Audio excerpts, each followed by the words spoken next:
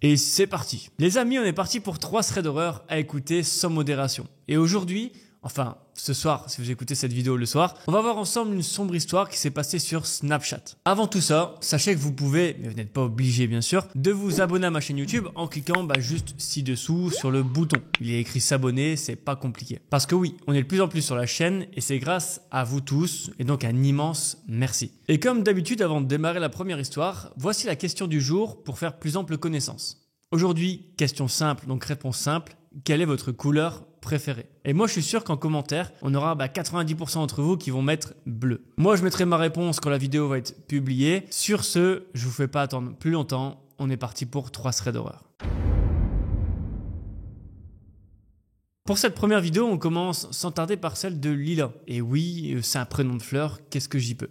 Ça commence très mal cette vidéo. Lila, elle a 22 ans. Elle habite près de Dijon, oui, la ville de la moutarde, dans un petit appartement, dans une ancienne résidence en rez-de-chaussée. Et son appartement donne sur un petit jardin, qui lui-même donne sur le parking de la résidence. Et si je vous dis tout ça, c'est que c'est important pour la suite. Et d'ailleurs, vous connaissez bien Snapchat, moi je le suis pas trop, mais je connais un peu comment ça fonctionne. Et Lila, elle l'utilise. Lila, elle discute sur cette même application depuis quelques temps avec un dénommé Jérémy, rencontré quelques semaines plus tôt sur une application de rencontre. Et au fur et à mesure des échanges qu'ils ont entre eux et des stories qu'elle poste sur l'application, Lila, elle donne beaucoup de détails à ce Jérémy, que ce soit sur son mode de vie ou sur son lieu de résidence et ses habitudes. Bref, plein de détails sur sa vie de manière générale. Et c'est normal quand on fait connaissance au début. Même si tu vas voir qu'elle aurait dû être forcément plus vigilante sur Snapchat. Un soir, Lila est assise tranquillement dans son canapé. Elle profite de son début de week-end devant une petite série et elle va commencer à scroller sur les réseaux sociaux. Et très vite, Lila elle ouvre donc son application Snapchat et à sa plus grande surprise,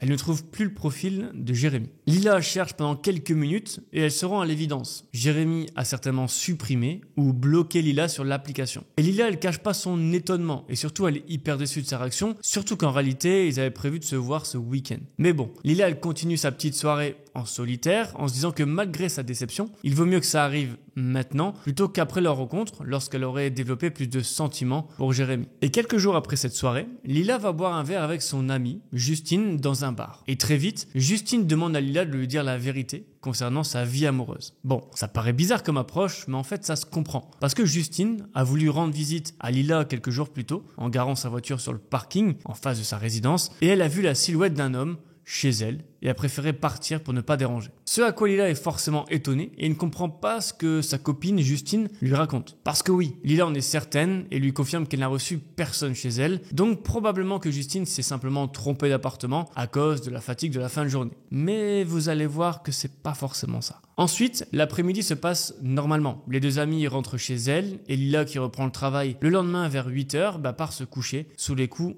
de 22h30. Et cette nuit-là ne va pas se passer vraiment comme prévu pour Lila. Car juste avant d'aller dans son lit, elle trouve ça bizarre qu'il y a 2 verres sur la table de son salon. Lila, elle habite seule, donc elle laisse toujours un verre sur la table et c'est très rare qu'elle se trompe en sortant 2. Elle trouve ça donc très louche, mais se dit qu'elle a juste pas fait exprès. Et un peu plus tard, alors que Lila trouve le sommeil, elle a une soudaine envie d'aller faire pipi. Et vous savez, quand faut y aller, faut y aller. Du coup, Lila se lève et va en direction des toilettes. Et à ce moment-là, Lila ressent comme quelque chose d'étrange, comme s'il y avait quelqu'un juste derrière elle qui la suivait. Et pour avoir déjà ressenti ça, c'est très désagréable. Et Lila donc se retourne, mais bien sûr, il n'y a rien. Lila, elle va faire ce qu'on fait peut-être un peu tous la nuit quand on a ce sentiment-là. C'est qu'elle va courir des toilettes à sa chambre et fermer la porte à clé. Et moi, je me rappelle que chez mes parents, j'avais tellement peur que quelqu'un m'attrape les pieds à travers l'escalier que je fonçais comme un malade. Rigolez pas, c'est vraiment flippant. Ensuite, tout va bien. Lila se rendort comme elle peut. Et sous les coups de 1h du matin, Lila est de nouveau réveillée. Et cette fois, par un bruit provenant de dehors qui l'intrigue. Et vous savez, dans ces moments-là, souvent, on est trop bien dans son lit, mais si on n'a pas la preuve qu'il n'y a rien dehors, on n'arrive pas à se rendormir. Du coup, Lila regarde par la fenêtre et ne voit absolument rien. Lila va donc se rendormir jusqu'à entendre à nouveau un bruit et encore une fois elle va regarder par la fenêtre mais toujours rien. Sauf que cette fois le bruit l'a tellement réveillée qu'elle va se lever pour aller boire un verre d'eau dans la cuisine avant de reprendre ses esprits et se rendormir pour de bon. Lila ouvre donc la porte de sa chambre, sort de sa chambre et prend la direction de la cuisine. Sauf qu'elle est immédiatement arrêtée dans sa lancée. Et en effet, Lila va tomber nez à nez avec un homme qu'elle ne connaît pas dans son propre appartement. Lila pousse alors un hurlement et part en courant se réfugier dans sa chambre qu'elle va fermer à double tour. Lila actionne le verrou et va mettre une commode devant sa porte pour éviter que l'intrus ne la défonce. Et pendant tout ce temps-là, c'est l'intrus qui tape comme un malade sur la porte de sa chambre. Lila est donc en panique, elle prend son téléphone qu'elle a heureusement laissé dans sa chambre, puis compose le numéro de la police. Mais à peine a-t-elle le temps d'avoir la police en ligne qu'elle entend déjà la police qui est sur place. Alors Lila est à la fois immédiatement rassurée, mais elle ne comprend pas pourquoi. En fait, c'est assez simple. Lila nous explique que son voisin de palier, on peut dire, a également été réveillé par les bruits en pleine nuit, les mêmes qui ont du coup réveillé Lila. Et lorsqu'il est sorti dans son jardin, qui est juxtaposé à celui de Lila, il a vu une ombre rentrer dans l'appartement de Lila. Le voisin de Lila s'est alors empressé d'appeler la police et se mettre à l'abri chez lui. C'est donc naturellement que la police, quand elle arrive sur place, va neutraliser l'intrus, qui est juste devant la porte de la chambre de Lila. Et à travers la porte de sa chambre, Lila peut entendre énormément de bruit, comme quelqu'un qui se débat. Et c'est en effet l'intrus qui est comme une pile électrique en train de se débattre avec les policiers. C'est qu'une fois tout ça terminé, que Lila retire sa commode, enlève le verrou de la porte et ouvre cette dernière. Et quand elle aperçoit son appartement, elle est tout simplement en larmes. Son appartement est dévasté suite à l'altercation avec l'intrus et forcément ça rend Lila en pleurs qui vient de comprendre ce qui aurait pu lui arriver si la police n'était pas intervenue si vite. Lila raconte qu'elle a retrouvé sa télé par terre, donc écran cassé, des empreintes de griffes sur son canapé qui fait ressortir du coup la mousse et les 2 verres qui étaient sur la table du salon cassés par terre. Lila dit qu'au-delà du traumatisme psychologique d'avoir quelqu'un de fou malade chez elle, elle a dû aussi sortir le portefeuille du coup pour réparer ce qui a été cassé par l'intrus. Et ça a dû bien lui chiffrer quand on parle d'une télé et d'un canapé. Bref, Lila raconte aux forces de l'ordre les événements de sa soirée, mais également tout ce qu'a pu lui dire son amie Justine dans l'après-midi, comme quoi elle a aperçu quelqu'un dans son appartement hier en fin de journée. Mais c'est dingue ça de vouloir quand même rentrer tout le temps chez les gens là, on est où là? Mais c'est pas tout, parce que vous l'aurez compris, Lila repense à ce fameux Jérémy, avec lequel elle discutait encore quelques jours plus tôt sur Snapchat, et avec qui elle partageait de nombreux moments de sa vie, de nombreux détails, et qui, du coup, ce Jérémy s'est volatilisé du jour au lendemain. Aurait-elle indiqué son adresse à ce Jérémy? Possible. Lila demande alors si elle peut voir l'individu qui s'est introduit chez elle et la police accepte bien entendu sa demande. Lila sort donc sur le parking de l'immeuble et s'avance devant la voiture de la police. Et là, elle reconnaît directement le visage de ce fameux Jérémy, ce fameux garçon sur Snapchat. Et ce qui est réellement troublant dans cette affaire, c'est que Lila ne saura jamais vraiment ce que lui voulait Jérémy, ni même le nombre de fois où il s'est introduit chez elle avant. Et toutes ces questions font que Lila a énormément de mal chaque nuit à dormir chez elle parce qu'elle repense sans cesse à cette scène lorsqu'elle a vu la silhouette de Jérémy dans son appartement en pleine nuit. Et ça, on peut imaginer le choc. Mais enfin bref, Jérémy, on a su quand même par Lila qu'il a été condamné quelques mois plus tard pour s'être introduit chez Lila sans en être forcément invité. Et surtout, il y a une mesure d'éloignement qui a été mise en place et je pense que c'est tout à fait normal et c'est le moins que l'on puisse faire pour Lila, qui a un prénom de fleur, je vous le rappelle, mais qui a subi un traumatisme. Bon, l'histoire elle est complètement folle et ça nous montre encore une fois à quel point nous devons être tous hyper un peu prudents sur ce que l'on met sur les réseaux sociaux. Et je dis ça alors que j'ai fait apparaître mon fils, je suis pas vraiment crédible du tout, mais bon, désolé. Bon, les Dijonais, je savais pas que vous étiez aussi chaud comme ça, faut se calmer les gars. Bon, trêve de banalité, trêve de plaisanterie, on enchaîne sur une seconde histoire tout aussi flippante. Alors petit aparté, si tu veux encourager gratuitement la chaîne, le meilleur cadeau que tu puisses me faire, c'est de mettre ton plus gros like sur cette vidéo. Je dis ça, je dis rien. En attendant, je te laisse reprendre la vidéo. Passons maintenant à une nouvelle histoire qui va certainement vous faire réfléchir à 2 fois avant de vouloir prendre une colocation. Et l'histoire que je vais vous raconter, c'est celle de Lisa, qui a 23 ans et qui depuis quelques semaines recherche activement une colocation puisqu'elle vit encore chez son ex-compagnon. Mais malheureusement, ils viennent de se séparer et Lisa n'a absolument pas les moyens de prendre un appartement toute seule à Toulouse. Lisa fait donc pas mal de recherches et elle finit par tomber sur l'annonce d'Emma, une jeune fille étudiante en droit qui propose une chambre du coup dans un petit appartement en plein cœur de Toulouse. Et l'endroit où se situe l'appartement est idéal pour Lisa, qui fait des études dans le tourisme et qui du coup est à 2 doigts de son école. Donc vraiment, l'appartement c'est le lieu idéal pour elle. Dans la foulée donc, elle prend contact avec cette fameuse Emma et elle se donne rendez-vous le lendemain pour visiter l'appartement. Lisa est excitée à l'idée de visiter cet appartement prometteur. Elle se présente donc au rendez-vous, mais lorsqu'elle franchit le seuil de la porte, elle est surprise de voir un jeune homme à l'intérieur. Lisa tique immédiatement, c'est pas ce à quoi elle s'attendait. Elle avait plutôt espéré rencontrer Emma comme indiqué dans l'annonce. Donc directement, elle demande si c'est bien ici qu'elle doit visiter la colocation, elle demande si elle s'est pas trompée et le jeune homme d'une vingtaine d'années lui sourit chaleureusement et lui assure que oui, c'est bien le cas, c'est bien ici qu'il y a la visite pour l'appartement de Toulouse. Et directement, le jeune homme la rassure en lui disant que c'est bien l'appartement de sa petite amie Emma, mais qu'elle n'est malheureusement pas encore rentrée de son rendez-vous et que c'est lui qui va faire la visite. Elle suit donc le jeune homme dans l'appartement, posant des questions sur les pièces, la vie quotidienne, les règles de la colocation, et tout semble parfaitement normal. Et Lisa se sent vraiment soulagée. C'est donc naturellement que quelques jours plus tard, après avoir réfléchi, Lisa décide de signer le bail. Elle est persuadée que tout ira bien, mais moi je vous le dis, ça va pas se passer comme prévu. Et après tout, pour Lisa, l'appartement il est idéal, et le jeune homme avec qui elle a interagi semblait sympathique et accueillant. Et comme c'est le petit ami d'Emma, elle va certainement souvent le croiser, donc vaut mieux que l'entente se passe bien directement. Lisa, elle emménage avec enthousiasme et elle est impatiente de commencer cette nouvelle étape de sa vie. Et bingo, le courant passe très bien avec Emma, donc Lisa est ravie. Sauf qu'après plusieurs mois de colocation avec Emma, Lisa se rend compte qu'elle est souvent seule dans l'appartement, puisqu'Emma, sa colocataire, est constamment prise par son travail et ses études et ses déplacements du coup assez fréquents. Alors je vous vois venir, c'est vrai qu'avoir l'appartement tout seul, ça pourrait vraiment paraître sympa, ça pourrait être cool. Sauf que Lisa, elle est pas trop contente parce que parfois elle se sent un peu seule. Mais bon, elle dit que c'est pas ça le pire. Ce qui lui pèse le plus, c'est plutôt le bruit assourdissant des fêtes nocturnes organisées par le petit ami d'Emma.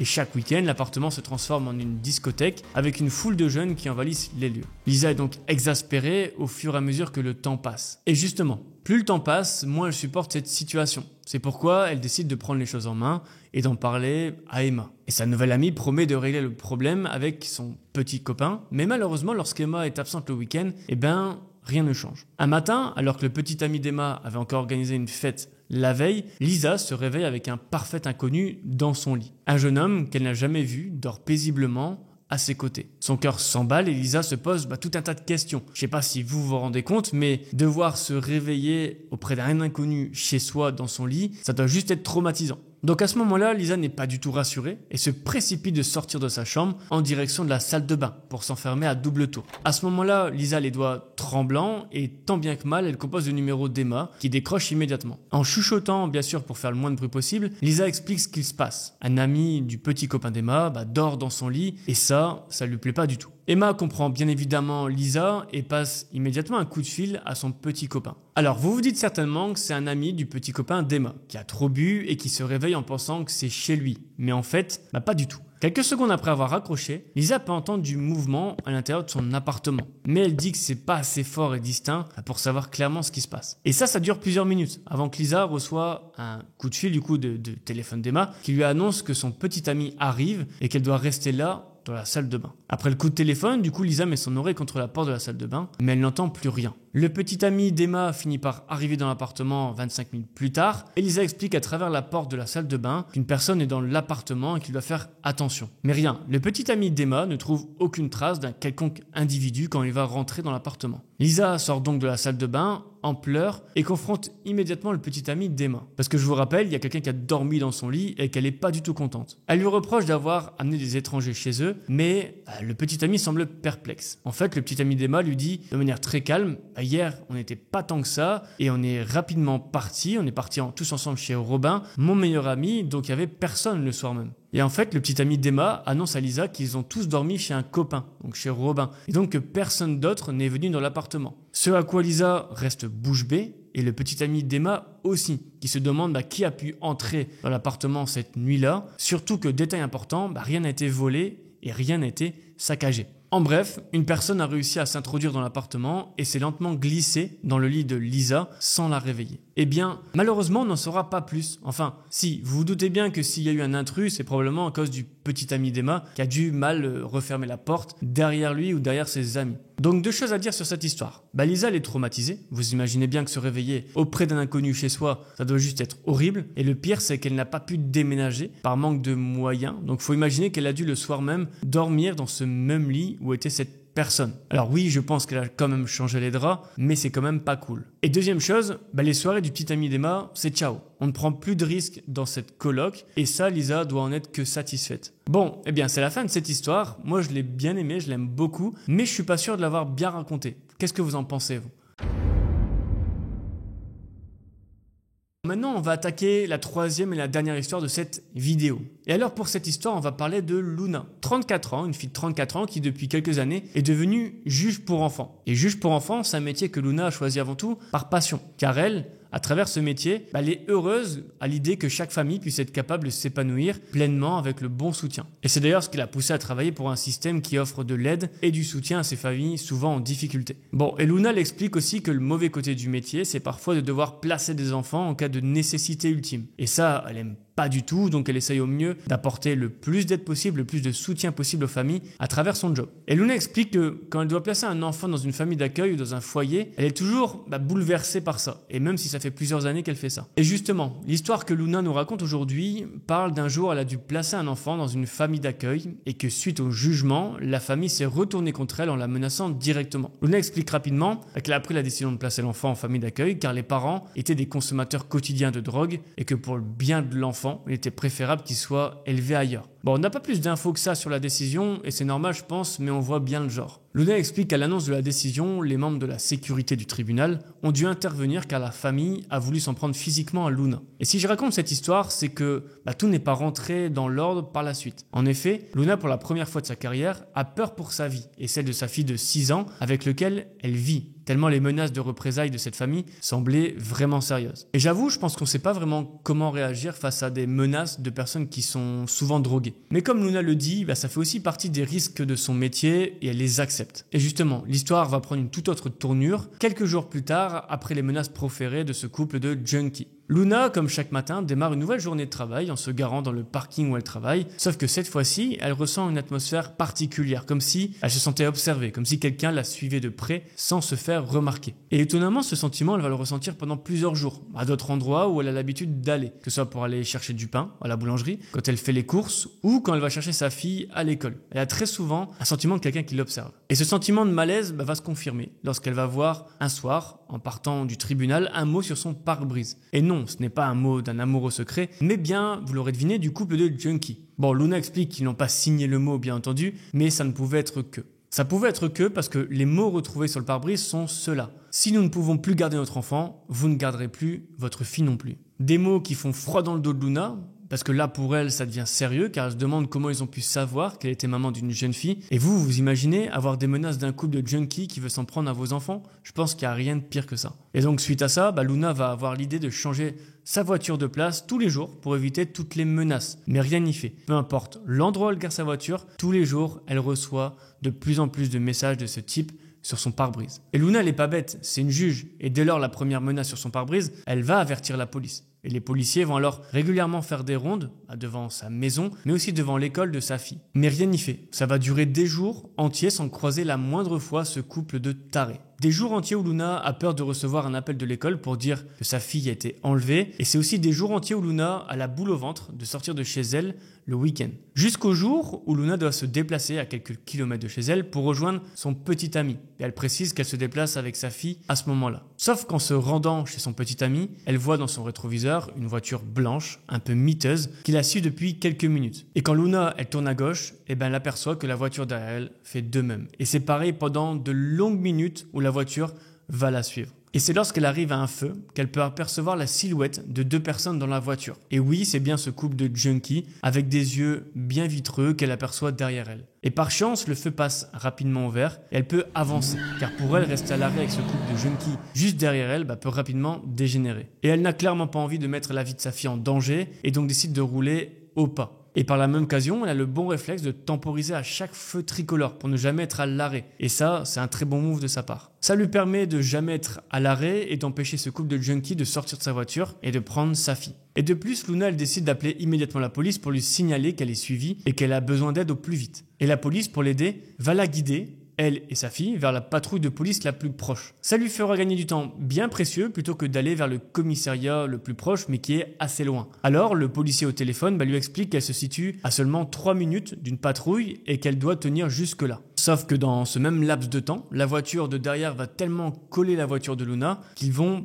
percuter plusieurs fois l'arrière de sa voiture. Ce qui provoque évidemment de la peur chez Luna, mais aussi les pleurs de sa fille, qui est effrayée d'entendre une voiture percuter celle de sa maman. Cela va donc durer 3 longues minutes où Luna va être constamment secouée par la voiture du couple de junkies, jusqu'à enfin apercevoir une voiture de police. Voiture de police qui va immédiatement procéder à l'arrestation de la voiture blanche. Et Luna précise qu'elle a pu voir ça en direct et que pour le coup l'arrestation a été assez musclée. Les policiers ont volontairement tapé dans la voiture de Junkie pour ensuite leur barrer la route et les sortir du véhicule. Et donc résultat pour Luna, l'arrière de sa voiture est un peu endommagé oui, mais pour elle c'est rien comparé au traumatisme que sa fille a vécu. Luna explique que même si c'était très choquant, elle ne pensait pas à sa survie, mais plutôt à celle de sa fille en priorité. Et qu'est-ce qu'on a retrouvé dans la voiture des Junkie? Eh bien évidemment le couple, qui après un contrôle était sous l'emprise de stupéfiants, on a retrouvé aussi dans la voiture des Junkie un drap et des bouts de corde à l'arrière de la voiture. Alors on ne sait pas si c'était pour kidnapper la fille de Luna, mais une chose est sûre, les intentions de ce couple n'étaient clairement pas bonnes. Et waouh, c'est la fin de cette histoire, mais celle-ci je la trouve vraiment trop incroyable. Peut-être parce que à travers cette vidéo, je m'imagine en tant que papa de vivre un